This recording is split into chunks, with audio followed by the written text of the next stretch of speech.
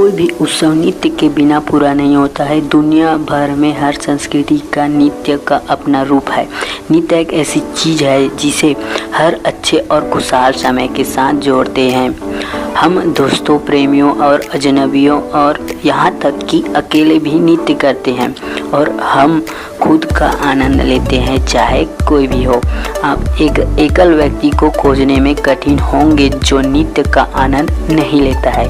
तो नृत्य या डांस तो सभी करते हैं, पर उन्हें ये नहीं पता होता है कि नृत्य की उत्पत्ति यानी कि उसका जन्म कहाँ से हुआ।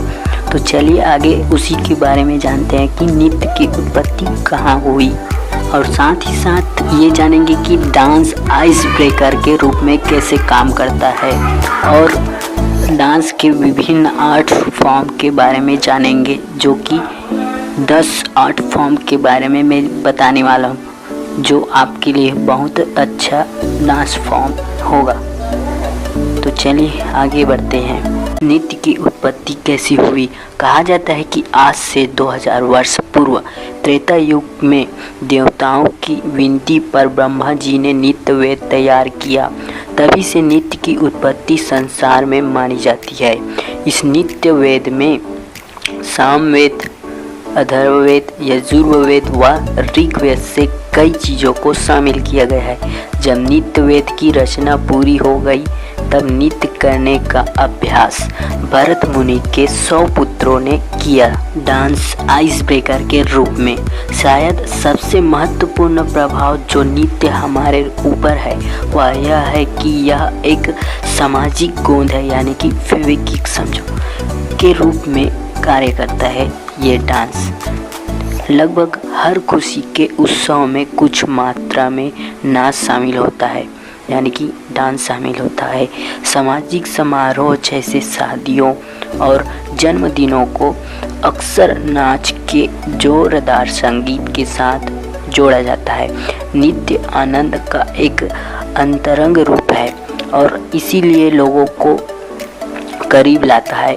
लोग डांस फ्लोर पर मिलते हैं और किसी के साथ नृत्य करने से अंतरंगता की भावना बढ़ जाती है। जब आप किसी पार्टी में किसी के साथ नृत्य करना शुरू करते हैं तो आप केवल संगीत पर नहीं जाते, आप अपने नृत्य साथी के साथ बातचीत भी करते हैं। इस तरह आप आसानी से माहौल बना सकते हैं और लोगों को बेहतर तरीके से जान पाएंगे। इसीलिए नृत्य आइस ब्रेकर के रूप में कार्य करता है। आइए डांस या नृत्य के विभिन्न आर्ट फॉर्म के बारे में जानते हैं। तो पहला है ओडिसी डांस फॉर्म। यह नृत्य की एक विशुद्ध शास्त्रीय शैली है जो मंत्रमुग्ध करने वाली मुद्राओं में समृद्ध है। इस नृत्य में कथात्मक तत्व है जिसकी जड़ें उड़ीसा के मंदिरों से है। भरतनाट्यम डांस फॉर्म यह सबसे पुराना शास्त्रीय प्रदर्शन कला रूपों में से एक है जो पूरी दुनिया में किया जाता है।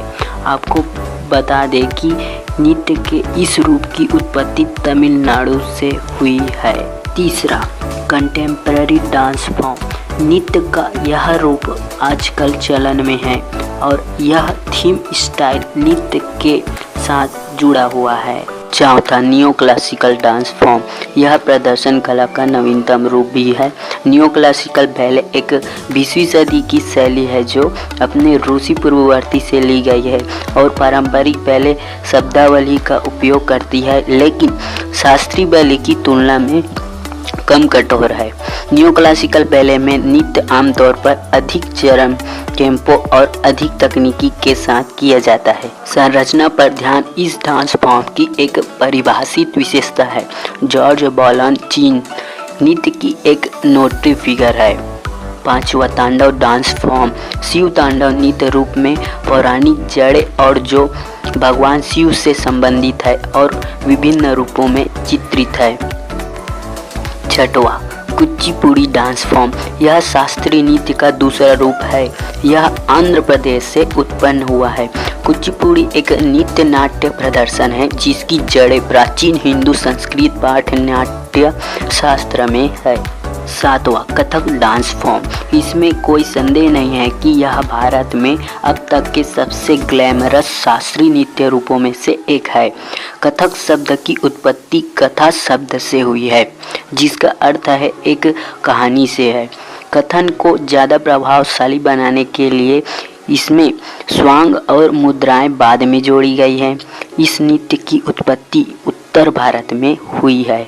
आठवां, छौ डांस फॉर्म। यह एक semi classical stage dance form है और भारतीय उपमहाद्वीप के पूर्वी भाग में उत्पन्न हुआ है। नौवां, कथकली डांस फॉर्म। यह नृत्य की एक शानदार मंच कला स्टेज आर्ट है। यह भारतीय उपमहाद्वीप के दक्कन भाग से उत्पन्न हुआ है। यह केरल का एक शानदार कला रूप है। यह भारत में अब तक के सबसे कठिन नृत्य रूपों में से एक माना जाता है। 10वां, मणिपुरी डांस फॉर्म। जैसा कि नाम से पता चलता है, नृत्य का यह रूप देश के उत्तर पूर्वी भाग मणिपुर से उत्पन्न हुआ है। यह एक जीवंत शास्त्रीय नृत्य है जो भारतीय देवी देवताओं की शुद्ध भारतीय पौराणिक कहानियों के इर्द गिर्द घूमता है। तो ये थे डांस के कुछ आर्ट फॉर्म्स। ऐसा कहना गलत नहीं होगा कि लोगों के बीच नृत्य के महत्व के बारे में जागरूकता बढ़ाने के लिए दुनिया भर में अंतर्राष्ट्रीय नृत्य दिवस या विश्व नृत्य दिवस मनाया जाता है।